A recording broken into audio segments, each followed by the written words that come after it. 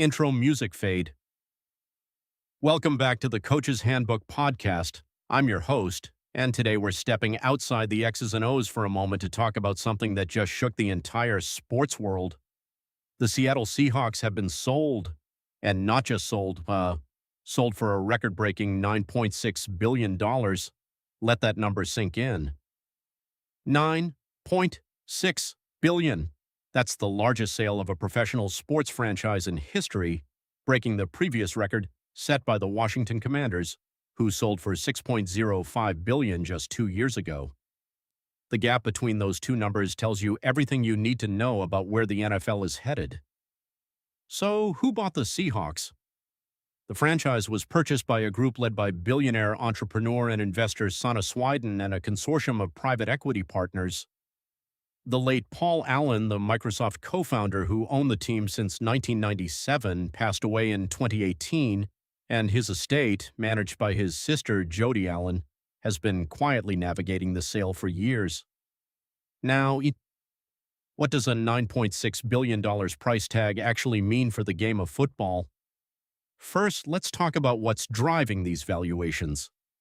The NFL is the most-watched sports league in America by a wide margin. Last season, 93 of the top 100 most-watched broadcasts in the United States were NFL games. 93. The league's media rights deals, with CBS, NBC, Fox, ESPN, Amazon, and Google's YouTube TV, total over $100 billion over the next decade. When you own an NFL franchise, you're not just buying a football team, you're buying a permanent seat at the most valuable media table on the planet. Second, and this is important for coaches and players listening, these valuations change the entire financial ecosystem around the game. Higher franchise values mean more revenue sharing across all 32 teams. It means bigger salary caps over time. It means more investment in facilities, coaching staffs, sports science, and player development infrastructure. The Seahawks in particular have one of the most storied facilities in the league, the Virginia Mason Athletic Center in Renton, Washington. Whoever takes ownership is inheriting a world-class operation with a passionate fan base in one of the fastest-growing tech cities in America. Seattle's demographics are young, affluent, and deeply connected to sports culture. Now let's talk about what this means on the field, because great ownership directly impacts coaching. When Pete Carroll was building the Legion of Boom, Marshawn Lynch, Richard Sherman, Earl Thomas, Cam Chancellor, Russell Wilson, that era of Seahawk football was born from an ownership philosophy that trusted the coaching staff, invested in culture, and let players be themselves.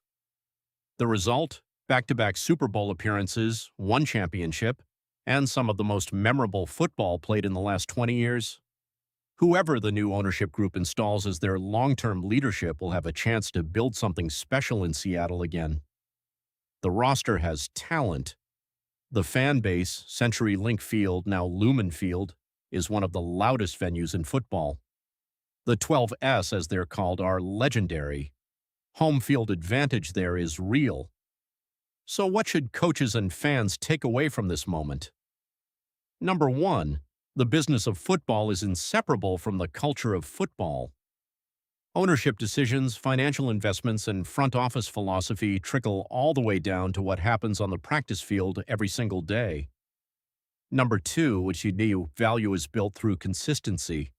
The Seahawks brand is worth nearly $10 billion because Paul Allen and his staff spent over 2 decades building a winning culture, connecting to a community, and putting competitive football on the field year after year. Number three, for coaches at every level, there's a lesson here.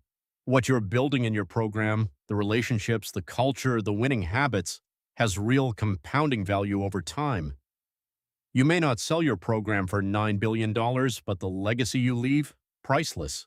This is one of those moments in sports history that people will reference for years. The first $10 billion franchise sale is coming, and Seattle just got us within striking distance. That's all for today's episode. If you found this valuable, share it with a fellow coach or football fan. Leave us a rating wherever you listen. It means the world. And if you want to go deeper on building winning football programs from the ground up, check out the Football Coaches Handbook on Amazon. The link is in the show notes. I'm your host. Stay locked in, keep coaching, and we'll see you next time on the Coaches Handbook Podcast. Outro music fade.